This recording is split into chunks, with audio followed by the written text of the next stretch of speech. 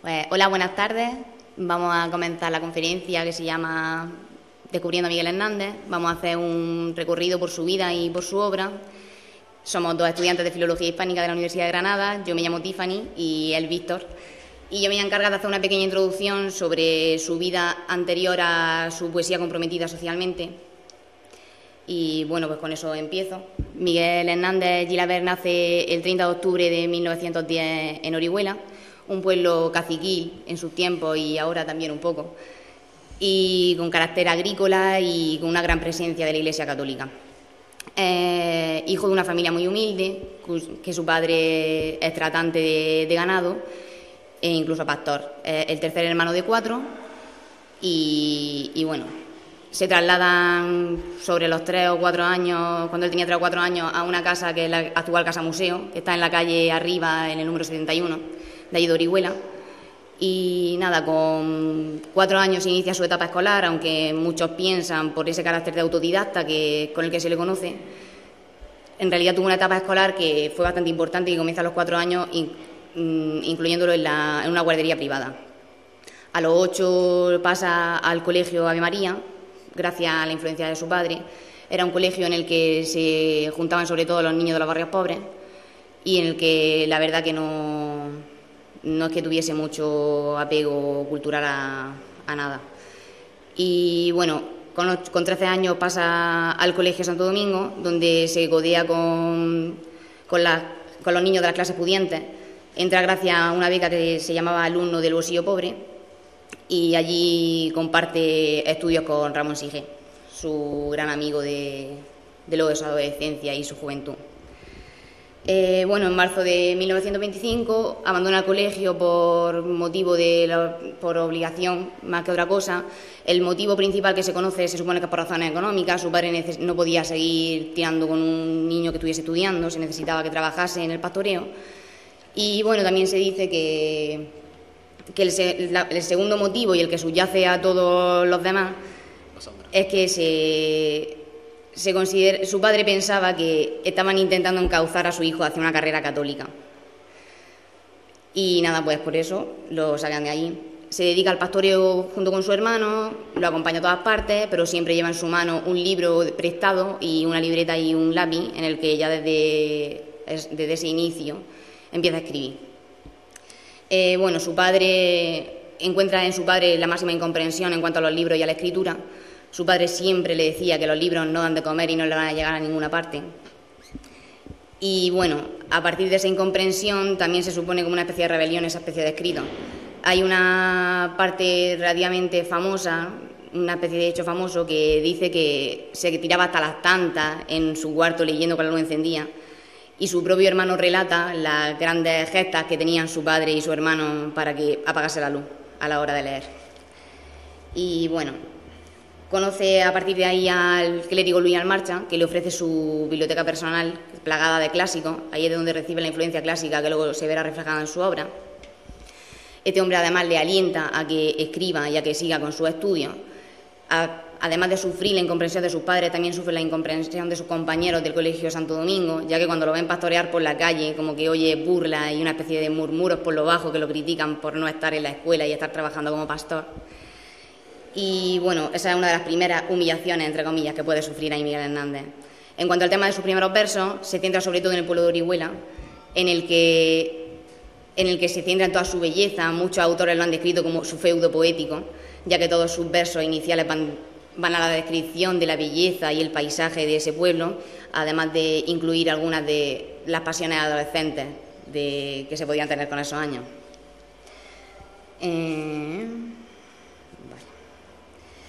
Conoce allí en Orihuela a Carlos Fenol, hijo de un panadero que tiene un local que se llama La Tahona en la misma calle en la que vive Miguel Hernández. Junto con Carlos Fenol y Ramón Sige forman el grupo Orihuela, el grupo de Orihuela, en el que se juntan ahí en La Tahona los poetas, si que se le puede llamar así, porque no todos escribían. Se juntaban allí en una especie de tertulia en la que todos enseñaban y enseñaban sus poemas y los comentaban y hablaban sobre obras, de distintas obras. Y ahí es la primera vez que Miguel Hernández se siente comprendido y querido dentro de un círculo literario. Publica su primer poema con 19 años, Pastoril, en el periódico El Pueblo de Orihuela. Y ahí es cuando, a través del grupo de Orihuela, empieza a establecer su gran amistad con Ramón Sige, que además de ser su amigo, lo toma también como modelo a la hora de que piensa que puede aprender mucho de él, aparte de lo que ya ha podido aprender de los clásicos leídos del clérigo al Marsa. Decir también que es Sige el que le lleva a leer a la mayoría de los escritores contemporáneos que conoce Miguel Hernández. Miguel Hernández también participa en un grupo teatral que se llama La Casa del Pueblo, participa como actor y en ese momento tiene una concepción teatral que le lleva a pensar que el teatro puede ser la solución a su vida de pobreza y a poder salir de aquel mundo de pastoreo a través de algo literario, ya que la poesía, pues como siempre es cultivo del pobre, como aquel que dice, piensa que el teatro es lo que de verdad le va a poder sacar para adelante. Y luego ya aquí comienza en 1931, realiza su primer viaje a Madrid, uno de los más importantes, una de las etapas más importantes en su vida, ya que cuando iba con muchísimas esperanzas a Madrid, pretendiendo encontrarse el apoyo de todo el mundo, y llegó allí y se dio de bruces, porque se encontró que estaba solo, no tenía dinero, y lo único que llevaba era un puñado de poemas en la mano y 4 duros en los bolsillos.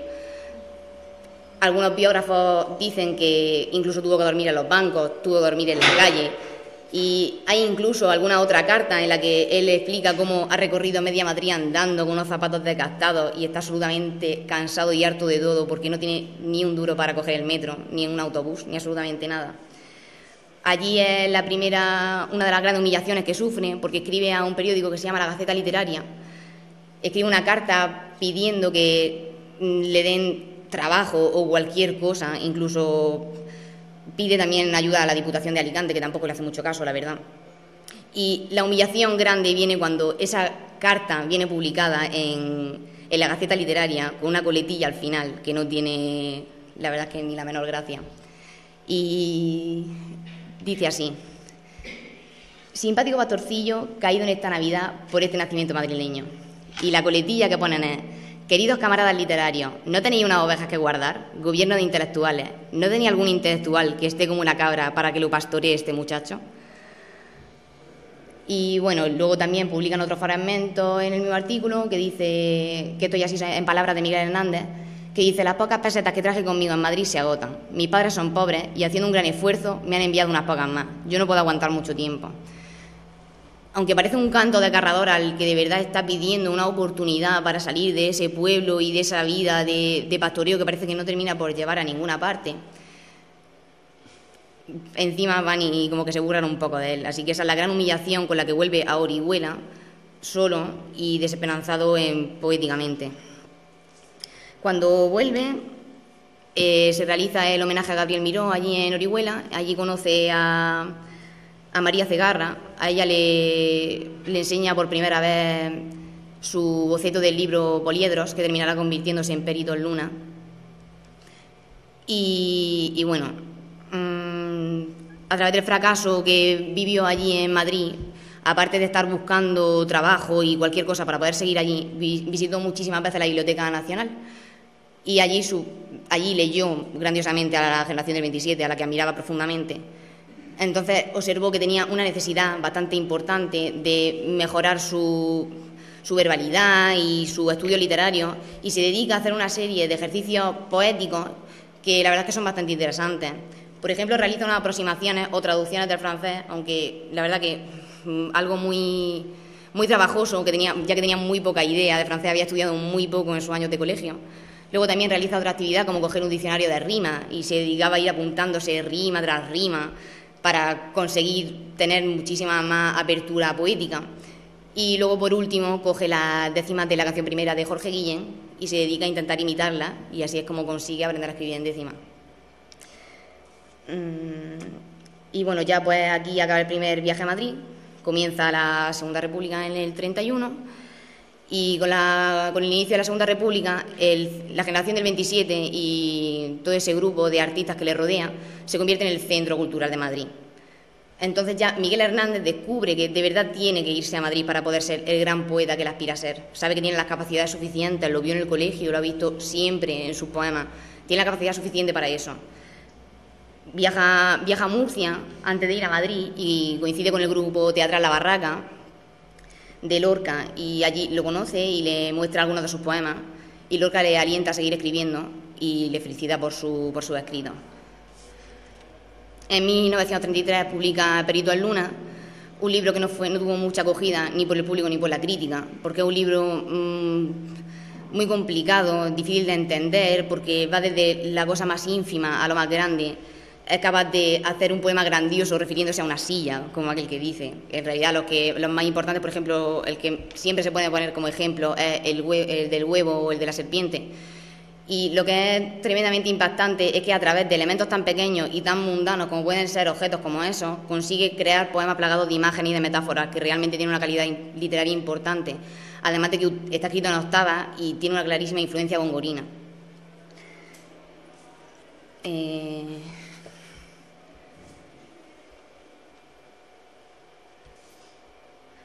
Vale.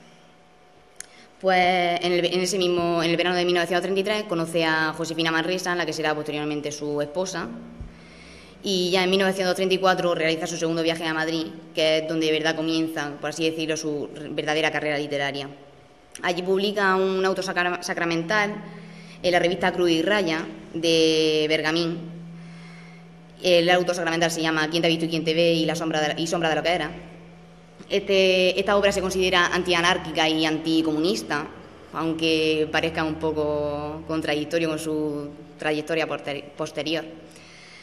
Y a través del director de esta revista, de Bergamín, conoce al que será uno de sus grandes amigos y sobre todo la mayor influencia en su posterior poesía comprometida, a Pablo Neruda. Sigue establecido en Orihuela, aunque viaja a menudo a Madrid.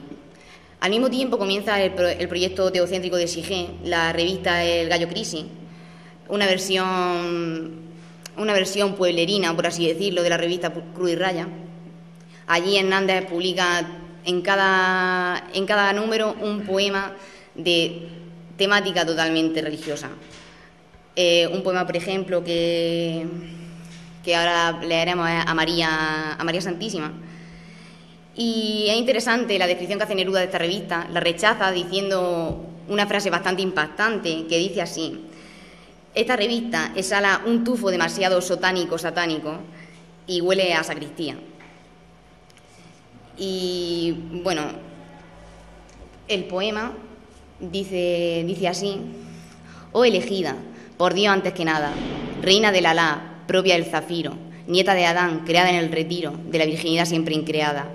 Tiene el ojo tierno de preñada, y ante el sabroso origen del suspiro, donde la leche manamiera, miro tu cintura, de no parir, delgada.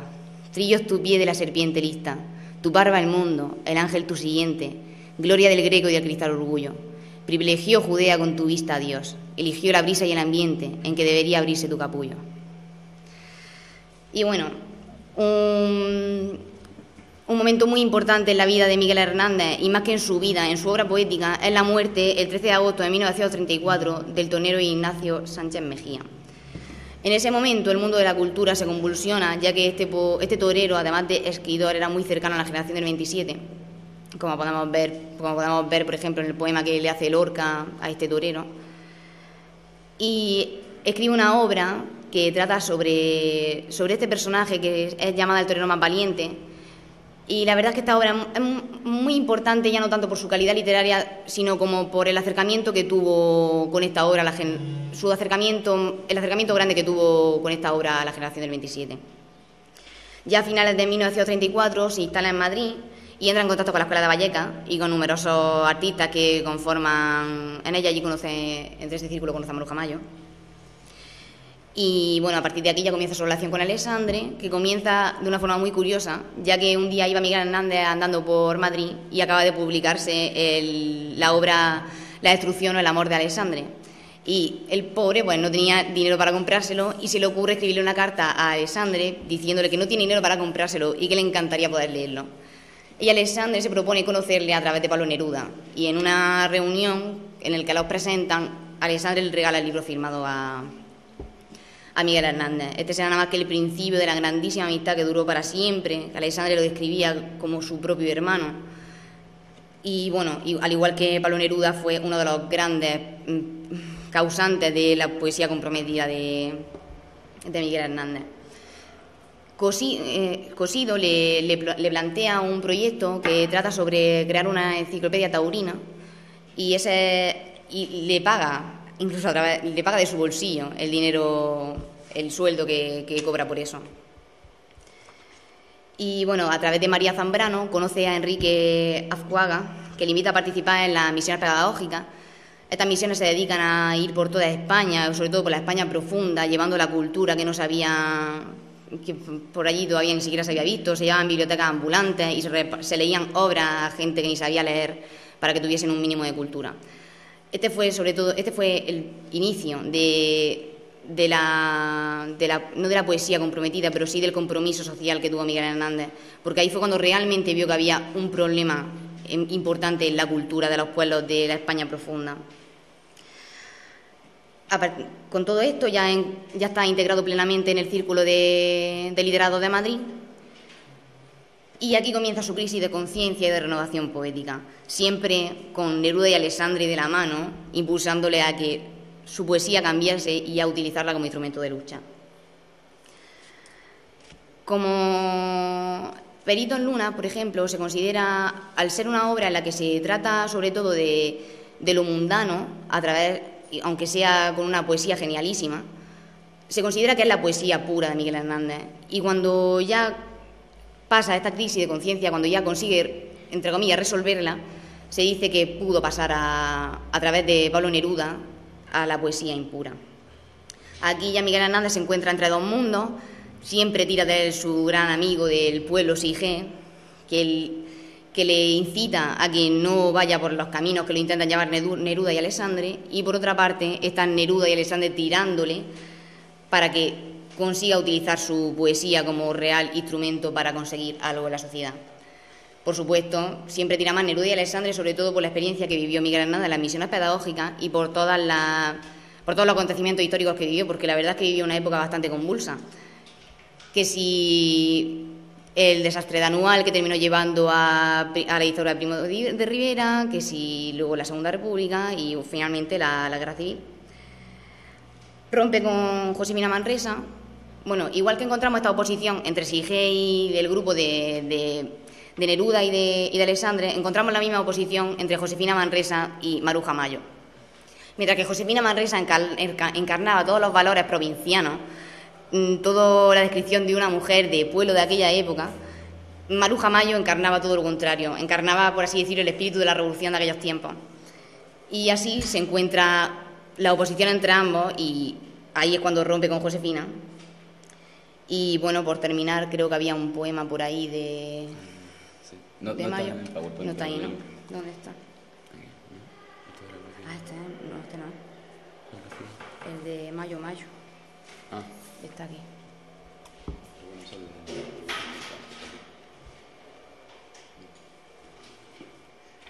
Y bueno, pues decir que eso, que escribe un poema justo en la época en la que rompe con Josefina Manresa. Y la verdad es que es diferente y además es bastante gracioso, porque hay una parte en la que parece dedicar el poema no solo a la ruptura con Josefina Manresa, sino a la relación que pudo mantener, o se dice que mantuvo, con Maruja Mayo. Voy a leer solo un fragmento que dice: paciencia necesita mi tormento, urgencia de tu garza galanía, tu clemencia solar mi helado día, tu asistencia a la herida en que lo cuento. Hay querencia, dolencia y apetencia, tus sustanciales besos, mi sustento, me faltan y me muero sobre Mayo. Quiero que vengas, flor, desde tu ausencia, a serenar la sien del pensamiento, que desahoga en mí su eterno rayo. Este poema en realidad se puede interpretar de dos formas. Una se dice que es la insatisfacción de no tener cerca a su amada Josefina Manresa, y otra parece más un acercamiento a la expresión me muero sobre Mayo, a esa mujer, Maruja Mayo, que se dice que fue su iniciadora sexual, por así decirlo.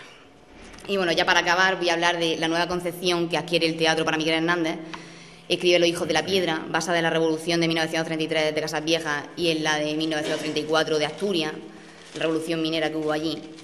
Y ahí es ya cuando se da cuenta de que el teatro no solo puede llevarte a la fama, sino que el teatro es el instrumento para llegar al pueblo que no ha tenido nunca acceso a ninguna cultura. Es la forma más fácil de llegar a un público que nunca ha leído, que nunca ha escrito y que nunca ha hecho nada, aparte de pastorear ovejas o trabajar en el campo. Así que, pues nada, ya dejo paso a... bueno, voy a leer el poema, perdón, que dice... El poema que refleja este paso de su poesía impura, su poesía pura y de el arrepentimiento que muestra al haberse dedicado a escribir y a dedicar tanto tiempo de su vida a la Iglesia Católica. Y dice: vengo muy satisfecho de librarme de la serpiente de las múltiples cúpulas, la serpiente escamada de casulla y cálices. Su cola puso acíbar en mi boca, sus anillos verdugos reprimieron y malaventuraron la nudosa sangre de mi corazón. Vengo muy dolorido de aquel infierno de incensarios locos, de aquella boba gloria. Sonreídme que voy a donde estáis vosotros los de siempre, los que cubrís de espigas y racimos la boca del que nos escupe, los que conmigo en surcos, andamios, fraguas, hornos, os arrancáis la corona del sudor a diario. Me libré de los templos, sonreídme, donde me consumía con tristeza de lámpara, encerrado en el poco aire de los sagrarios. Salté al monte donde procedo, a la viña donde haya tanta hermana mi sangre, a vuestra compañía de relativo barro. Agrupo mi hambre, mis penas y estas cicatrices que llevo de tratar piedras y hachas. A vuestra hambre, vuestras penas y vuestra errada carne, porque para calmar nuestra desesperación de todos los castigados, habremos de agruparnos oceánicamente. Y bueno, ya dejo paso a la parte realmente importante y a la que de verdad queríamos tratar, porque esto simplemente es lo que lleva a la verdadera poesía considerada la poesía comprometida de Miguel Hernández, y que es lo que va a estar relacionado con el debate de después, y de eso se encarga mi compañero Víctor. Bueno, yo antes de nada quería decir que creo que lo que estamos haciendo aquí hoy es muy importante, porque durante una época, supuesto en el franquismo, en la que la figura de Miguel Hernández prácticamente se disolvió y se intentó tapar prácticamente para que no fuera otro caso Lorca, ¿vale? Y frente a esto dijo Pablo Neruda una vez, dice: recordar a Miguel Hernández que desapareció en la oscuridad y recordarlo a plena luz es un deber de España, un deber de amor. Bueno, también, antes de seguir por el tramo histórico, quería dar las gracias a Juan, a Ana, a Katia, a todo el mundo que se ha currado esto, y que de verdad que a nosotros es un placer estar aquí, y así siempre ayudamos a gente y podemos hacer cosas por lo demás, ¿vale? Bueno, dicho esto, seguimos por el tramo histórico. Ya puedes pasarme en la exposición. A finales de 1935, Miguel Hernández se encuentra terminando los últimos poemas de lo que será su libro de amor, que es El rayo que no cesa. Este libro es el resultado de dos proyectos anteriores. Primero decidió el título de El silbo vulnerado y poco después lo cambió a Imagen de tu huella, pero finalmente lo titulará El rayo que no cesa. Se ha dicho muchas veces de este libro que es un libro polémico porque, como ha comentado antes mi compañera Tiffany, no se sabe muy bien a quién está dedicado, si está dedicado a su esposa, a Josefina, a Maruja Mayo o a María Cigarra incluso, pero realmente mucha gente y muchos críticos han llegado a la conclusión que cuando un poeta escribe, realmente a nosotros no nos importa quién sea la musa de ese poeta, sino que realmente tenemos que tener en cuenta que un poeta tiene modelos en la mente, modelos de distintas mujeres. Y bueno, quería leer un poema de este libro, que es sin lugar a dudas el libro del amor de Miguel Hernández. Bueno, el poema dice así: te me mueres de casta y de sencilla, estoy convicto, amor, estoy confeso de que, raptor intrépido de un beso, yo te libé la flor de la mejilla. Yo te libé la flor de la mejilla, y desde aquella gloria, aquel suceso, tu mejilla de escrúpulo y de peso se te cae deshojada y amarilla. El fantasma del beso delincuente, el pómulo te tiene perseguido, cada vez más potente, negro y grande, y sin dormir estás, celosamente, vigilando mi boca con qué cuido, para que no se vicie y se desmande. Bueno, este era un ejemplo de lo que podemos encontrar en este libro de sonetos maravilloso de amor de Miguel Hernández. A finales de 1935, ya en diciembre, Miguel Hernández está pasando la Navidad en la casa de Madrid de su amigo Vicente Alexandre, y de repente se entera por Vicente Alexandre de que ha leído esa mañana en el periódico de que su amigo Ramón Sige había muerto en Orihuela. Esto para Miguel Hernández fue un golpe brutal, por varias razones, fundamentalmente. Porque nadie de su pueblo, nadie de Orihuela le había advertido de la muerte de su amigo. Después, obviamente, por lo que supone la pérdida de un ser querido. Y fundamentalmente porque la muerte de Ramón Sige se había producido justo en el momento en el que estaban perfectamente peleados. Cuando Ramón Sige tenía planeado un viaje a Madrid donde se iban a ver y se iban a reconciliar todos estos problemas que habían tenido contra Pablo Neruda, este tipo de cosas, pero muere justo antes de la reconciliación. Y fruto de este hecho, Miguel Hernández le escribe el famoso poema de La Elegía, que está recogida al final del Rayo que no cesa, que le concede a Ramón Sige lo que había buscado incansablemente durante toda su vida, que era la inmortalidad. Así que, Juan, si puedes poner el vídeo.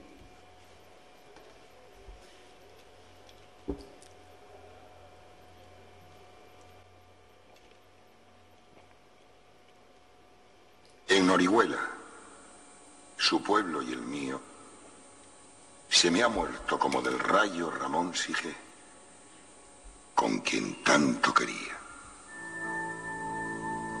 Yo quiero ser llorando el hortelano de la tierra que ocupas y estercolas, compañero del alma, tan temprano. Alimentando lluvias, caracolas y órganos, mi dolor sin instrumento, a las desalentadas amapolas daré tu corazón por alimento. Tanto dolor se agrupa en mi costado que por doler me duele hasta el aliento. Un manotazo duro, un golpe helado, un hachazo invisible y homicida, un empujón brutal te ha derribado.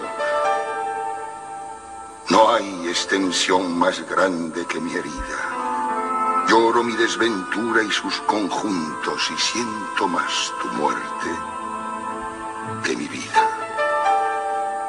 Ando sobre rastrojos de difuntos y sin calor de nadie y sin consuelo voy de mi corazón a mis asuntos. Temprano levantó la muerte el vuelo, temprano madrugó la madrugada, temprano estás rodando por el suelo. No perdono a la muerte enamorada, no perdono a la vida desatenta, no perdono a la tierra ni a la nada. En mis manos levanto una tormenta de piedras, rayos y hachas estridentes, sedienta de catástrofes y hambrienta. Quiero escarbar la tierra con los dientes, quiero apartar la tierra parte a parte a dentelladas secas y calientes. Quiero mirar la tierra hasta encontrarte y besarte la noble calavera y desamordazarte y regresarte. Volverás a mi huerto y a mi higuera. Por los altos andamios de las flores pajareará tu alma colmenera de angelicales ceras y labores. Volverás al arrullo de las rejas de los enamorados labradores. Alegrarás la sombra de mis cejas y tu sangre se irán a cada lado disputando tu novia y las abejas. Tu corazón ya terciopelo ajado llama a un campo de almendras espumosas mi avariciosa voz de enamorado. A las saladas almas de las rosas del almendro de nata te requiero. Que tenemos que hablar de muchas cosas, compañero del alma, compañero. Bueno, pues ahí aparecía la elegía de Miguel Hernández a Ramón Sige, recitada por Julio Núñez. Esta forma parte del documental que Televisión Española hizo en 2010, motivo del centenario, y es un documental que desde aquí recomendamos porque está sirve para aprender bastante, la verdad. Bueno, Ese es el poema que he leído antes también, sigue pasando. A principios de 1936, concretamente el Día de Reyes, tiene lugar un acontecimiento que sin duda le marcará su futuro político a Miguel Hernández. Estando en Andalucía, concretamente creo que era en Jerez, tiene un altercado con la Guardia Civil. Miguel Hernández está escribiendo en las orillas del río y unos guardias civiles lo toman por un maleante o por un vagabundo. Inmediatamente lo detienen, es encarcelado, torturado, incluso hasta orinar sangre, llega a decir en alguna biografía. En ese momento llama a Pablo Neruda para que interceda por él y cuenta precisamente Rafael Alberti en una entrevista que le hicieron que cuando regresaba de su excarcelación, que ya se había aclarado todo, tenía escrito unos poemas muy, muy duros contra la Guardia Civil y que él nunca jamás vio publicado. Precisamente esto es lo que ocasiona que a principios de enero de 1936 Miguel Hernández, a través de Alberti, se afilia al Partido Comunista. Y Miguel Hernández llega un momento en el que ya está muy metido en el tema social. Decide volver tranquilamente con su novia, con Josefina Manresa, retoma la relación y programan la boda. Las páginas como ya hemos visto antes, las páginas del amor ya están perfectamente retratadas en un libro. Y Miguel Hernández le interesa esta nueva etapa de defensa social y del pueblo y decide casarse con Josefina porque le va a proporcionar lo que él quiere en la vida, que es la prolongación de la sangre, tener un hijo y, en definitiva, formar una familia. En estos mismos momentos, en su ambición de dramaturgo, de autor teatral, insiste con otra obra que se llama El labrador de Masaire. Cuando has dicho que es una obra teatral, es su obra teatral probablemente la más famosa que tenga. Se trata de una obra que ya no es tan trágica, sino que introduce elementos de la zarzuela y elementos alegres del campo de Castilla. Más tarde también cambiará su proyección teatral y formará pequeñas obras que se representarán durante la guerra, cuya finalidad es animar a la gente que está en la batalla pero no participa directamente en la trinchera y este tipo de cosas. Bueno, tras las elecciones de febrero de 1936, en las que gana el Frente Popular, un grupo de generales con Franco a la cabeza se rebela contra el orden constitucional. El golpe de Estado provoca de inmediato desencadena la guerra civil. Bueno, pocos días después, precisamente, en Granada, el 18 de julio creo que fue, un rebelde fusila a García Lorca. Esto fue probablemente uno de los hechos que más que marcó a Miguel Hernández, porque su muerte le conmociona profundamente y de la que llega a decir textualmente: es su sangre el llamamiento más imperioso y emocionante que siento y me arrastra hacia la guerra. Así, el 23 de septiembre del 36, Miguel Hernández se alista como voluntario en el 5º Regimiento en defensa de la República. Miguel no elude su compromiso y, aunque puede hacerlo, no recurre a ningún tipo de influencias para evitar el frente. En un primer momento, Miguel es destinado a Madrid como zapador para cavar trincheras.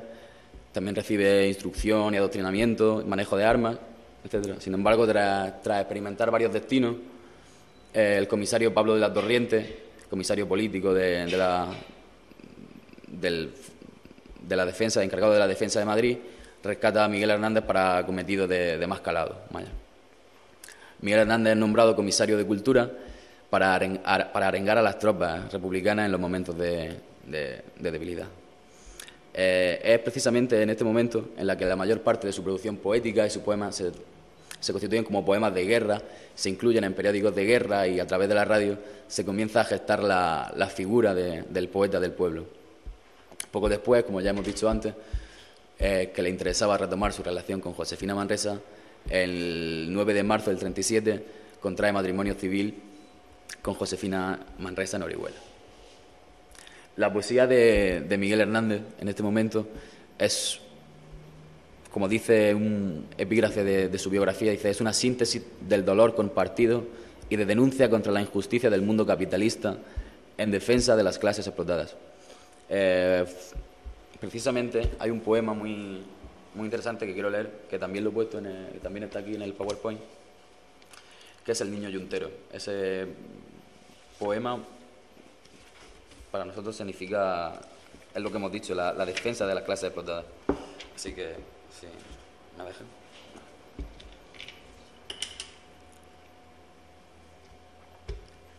No lo voy a leer entero porque es muy largo, pero sí voy a leer por lo menos la primera estrofa o así. Dice: carne de yugo ha nacido, más humillado que bello, con el cuello perseguido, por el yugo para el cuello. Nace como la herramienta a los golpes destinado de una tierra descontenta y un satisfecho arado. Entre estiércol puro y vivo de vacas trae a la vida un alma color de olivo, vieja ya y encallecida. Empieza a vivir y empieza a morir de punta a punta, levantando la corteza de su madre con la yunta. Empieza a sentir y siente la vida como una guerra y a dar fatigosamente en los huesos de la tierra. Contar sus años no sabe y ya sabe que el sudor es una corona grave de sal para el labrador. Trabaja y mientras trabaja masculinamente serio, se unge de lluvia y se alaja de carne de cementerio. A fuerza de golpes, fuerte y a fuerza de sol, bruñido, con una ambición de muerte, despedaza un pan reñido.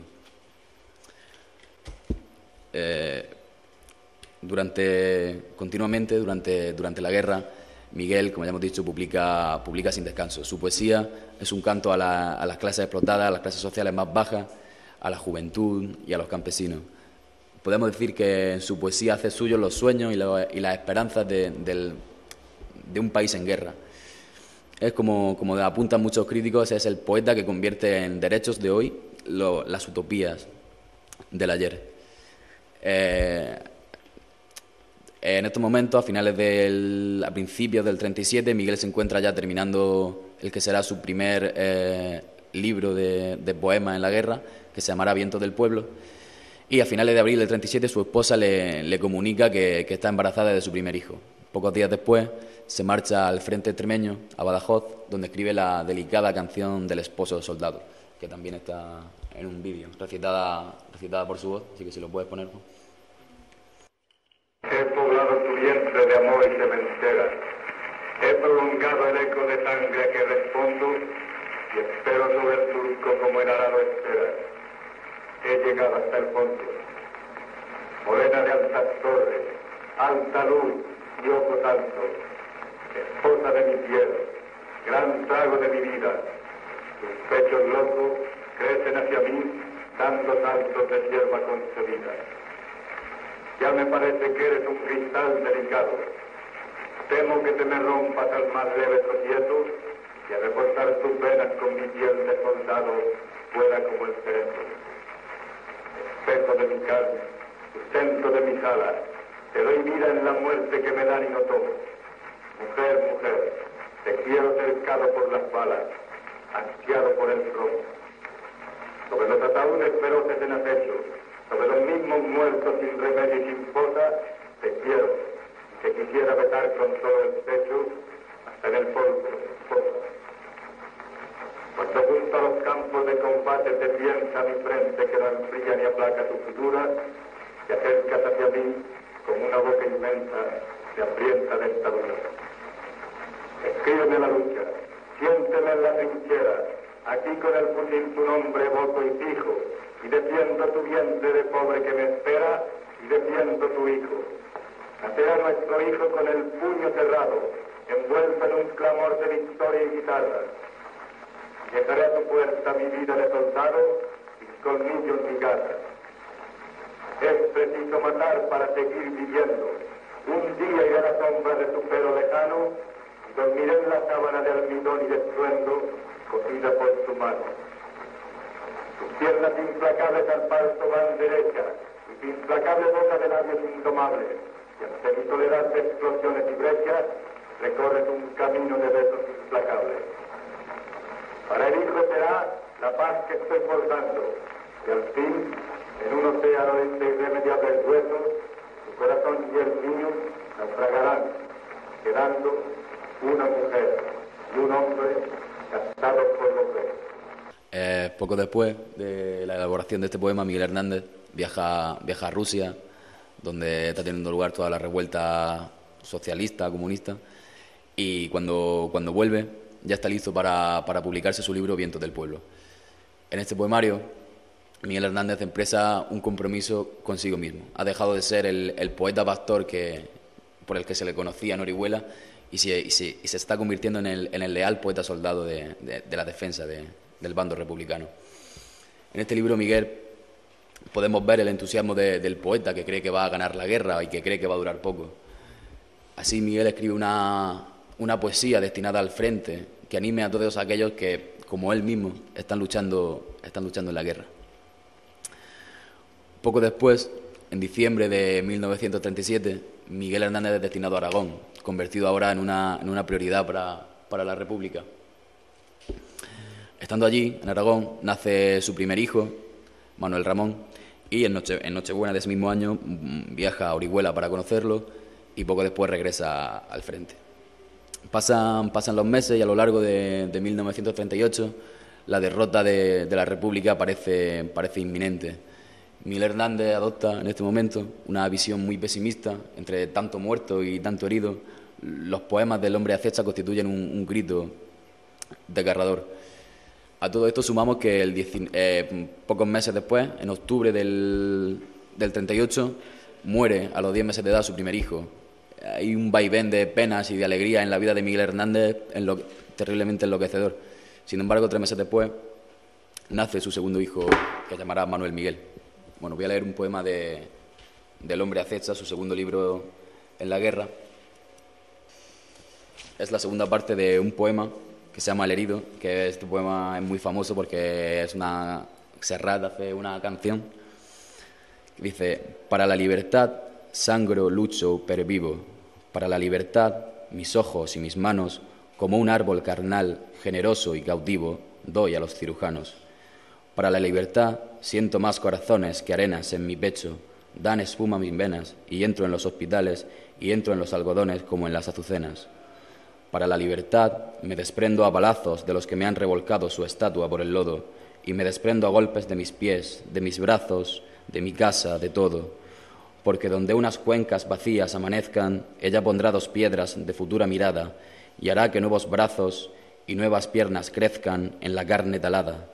Retoñarán aladas de savia sin otoño, reliquias de mi cuerpo que pierdo en cada herida, porque soy como el árbol talado que retoño, porque aún tengo la vida. Bueno, pocas semanas después de la muerte de su primer hijo, en Valencia ya está listo aproximadamente, creo que era poco antes, principios de 1939, ya está listo para publicarse su segundo libro de poesía en la guerra, El hombre acecha. Sin embargo, los falangistas lo secuestran y lo destruyen. Solamente se salva una maqueta por orden de José María de Cossío, que se publicará por primera vez en España en 1981. Bueno, una vez finalizada la guerra, Miguel Hernández decide regresar a Orihuela, aunque sus amigos se lo desaconsejan fervientemente. Sin embargo, poco después recibe un salvoconducto que le permite viajar por toda Andalucía, y antes de esto decide viajar a Madrid, ver al embajador de Chile en España, muy amigo de Pablo Neruda, que se llamaba Morla Lynch, y le aconseja sobre sus posibilidades de asilo en Chile. Sin embargo, Miguel lo contempla y decide que no es momento, que no quiere exiliarse. Bueno, como ya hemos dicho, Miguel Hernández recibió un salvoconducto. Puede ir pasando, Juan.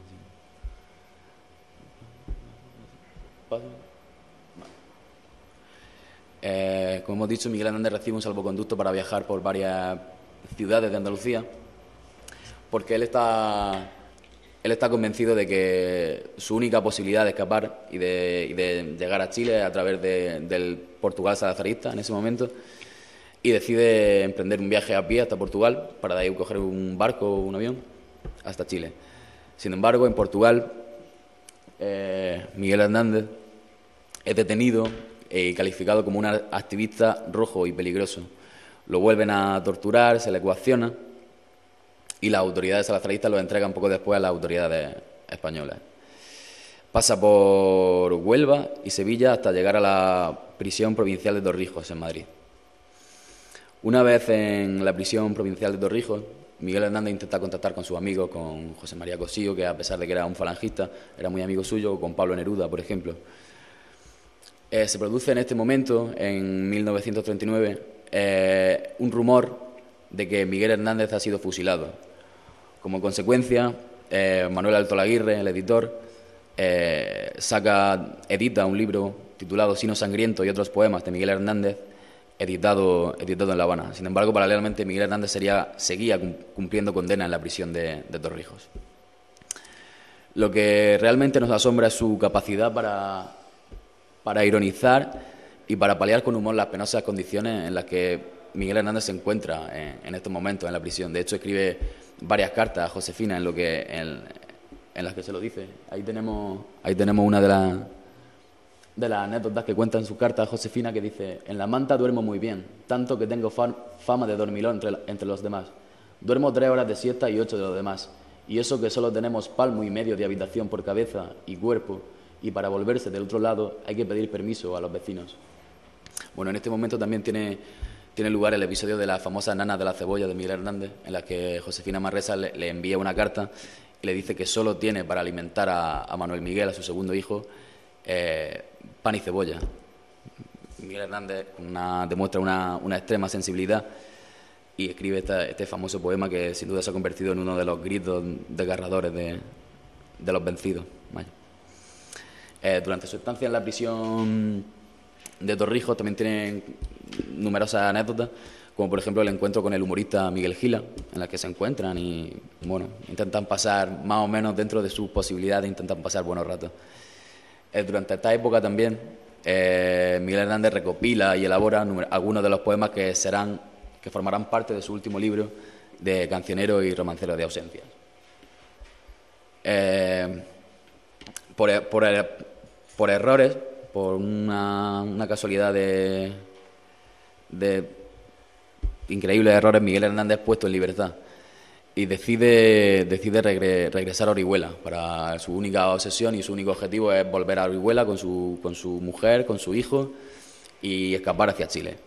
Bueno, pues su amiga Carmen Conde, poeta y narradora, le llega a decir a Miguel: ¿por qué te has ido a Orihuela? Para que te crucifiquen, Miguel. Vamos, Miguel, si a los que regresan a sus hogares vencidos les esperan cárceles y muertes. No vayas, Miguel. Bueno, tal como era de prever, cuando Miguel Hernández regresa a Orihuela,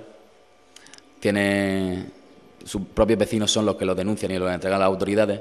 Y aquí tenemos, según cuenta el biógrafo oficial de Miguel Hernández, cómo detienen por segunda y definitiva vez a Miguel Hernández en Orihuela. 2 oficiales del juzgado y un inspector de la Guardia Municipal, en una conversación, ven pasar a Miguel dirigiéndose a su casa y dice: aún está en la calle ese hijo de puta.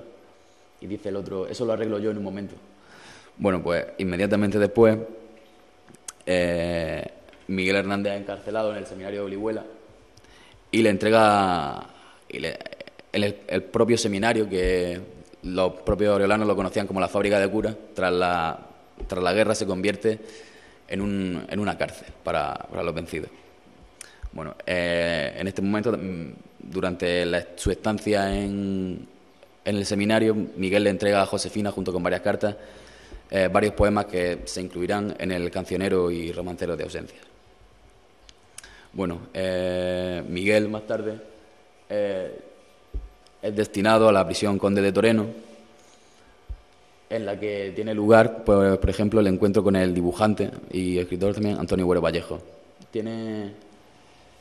Hay una anécdota que también aparece reflejada en la biografía de Miguel Hernández, en la que Antonio Güero Vallejo dice: Miguel no recibía nada o casi nada de fuera. A un compañero que comía conmigo y a mí nos mandaban algo. Cuando entró Miguel, le dije que no podíamos dejarlo sin ayuda. Le propuse que comiera con nosotros y accedió. Pero a la hora de la primera comida, al ir a buscarlo, me dijo: perdona, lo he pensado mejor y voy a comer solo. Pero es que no somos amigos, Miguel. ¿No me dijiste que sí, que vendrías a comer con nosotros lo que hubiera? Y le dice: sí, pero ya es muy poco para vosotros dos. Esto refleja perfectamente el carácter y la bondad de Miguel Hernández en ese sentido de solidaridad y de preocupación por el prójimo. Bueno, como podemos ver, entabla amistad con varios presos también, Fidel Manzanares o Fernando Fernández Revuelta, y el 18 de enero del 40 tiene lugar ese consejo de guerra injusto y maquiavélico en el que no dejaron ni siquiera aportar pruebas a la defensa, y Miguel Hernández es condenado a muerte. Sin embargo, Miguel Hernández, con ayuda de su amigo el falangista José María Cosillo y con ayuda de otros ministros, conmutan la pena por la de 30 años. Hay una anécdota que dice que el ministro de Justicia se plantó delante de Franco y le dijo: no puede asesinar a Miguel Hernández. Usted sabrá muchísimo de estrategias militares, de defensa de las tropas, pero no creo que sepa tanto de poesía como yo. Bueno, por eso y porque no querían que se convirtiera precisamente en otro caso Lorca, le conmutan la pena a Miguel Hernández. Básicamente. Tras la conmutación de la pena, Miguel Hernández dice que se dedica a disfrutar de su estancia carcelaria. Dice que incluso estudiaba inglés y empezó a fumar. Estos son ya los últimos momentos prácticamente de su vida y se dedica pues, a construir juguetes para su hijo e incluso termina de construir y elaborar el poema que se incluirá en el Cancionero y Romancero de Ausencia. Sin embargo, más tarde Miguel vuelve... Hay un lío burocrático increíble y Miguel es destinado a Palencia y luego lo vuelven a traer a Madrid. Esta sí es ya definitivamente la época en la que termina Cancionero y Romancero de Ausencia. Por ejemplo, Eterna Sombra, Vuelo o El hombre no reposa. También escribe pequeños relatos que son metáforas de libertad que entrega a su hijo, prácticamente. Lo trasladan a Palencia, allí enferma y condiciones aún más penosas que las que sufría en Madrid. Y tras su enfermedad, regresa a Madrid. Allí es ingresado en el reformatorio de Ocaña y vuelve a retomar su relación con Vicente Alexandre, que en todo momento le demuestra su fidelidad absoluta, llevándole comida, contestando sus cartas, etc. Hay un momento en el que José María de Cosillo le dice... va a la cárcel a intentar hablar con Miguel Hernández y le dice: mira, Miguel, no te vamos a pedir que dejes de pensar y de sentir como sientes, pero por lo menos, dice, pues no te estoy pidiendo tampoco que escribas a favor de Franco, sino que escribas alguna cosilla en la que no muestres tu total desacuerdo con el régimen y así puedes disfrutar de tu mujer y de tu hijo. Bueno, esto está recogido en la biografía de Miguel Hernández. Y a esto respondió Miguel Hernández: me parece increíble que esos viejos amigos no me hayan conocido mejor, que hayan venido a verme para hacerme pretensiones deshonestas, como si Miguel Hernández fuera una puta barata. Bueno, tras la visita de su amigo Cosillo y del ministro Sánchez Mazas, Miguel Hernández, ya muy enfermo, contrajo una triple enfermedad: tifus, tuberculosis y algo todavía muchísimo más duro que... se le complicó, se le agravó y la familia en este momento pidió el traslado, que querían tenerlo cerca, querían tenerlo en Alicante.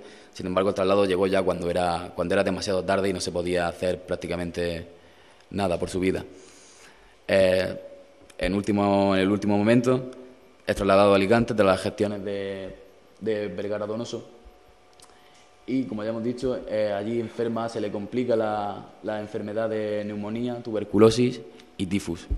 Bueno, hay una anécdota que probablemente dicen que es real, que Miguel Hernández cuando murió no se le pudieron cerrar los ojos, que murió con los ojos abiertos. Bueno, y para terminar quería leer un poema que creo que es muy adecuado para conforme murió Miguel Hernández para esto, que dice: mis ojos sin tus ojos no son ojos, que son dos hormigueros solitarios, y son mis manos sin las tuyas, varios intratables espinos a manojos. No me encuentro los labios sin tus rojos, que me llenan de dulces campanarios, sin ti mis pensamientos son calvarios, criando nardos y agostando hinojos. No sé qué es de mi oreja sin tu acento, ni hacia qué polo hierro sin tu estrella, y mi voz sin tu trato se afemina. Los olores persigo de tu viento, y la olvidada imagen de tu huella, que en ti principia amor, y en mí termina. Bueno, pues nosotros ya hemos terminado, así que puede empezar el coloquio.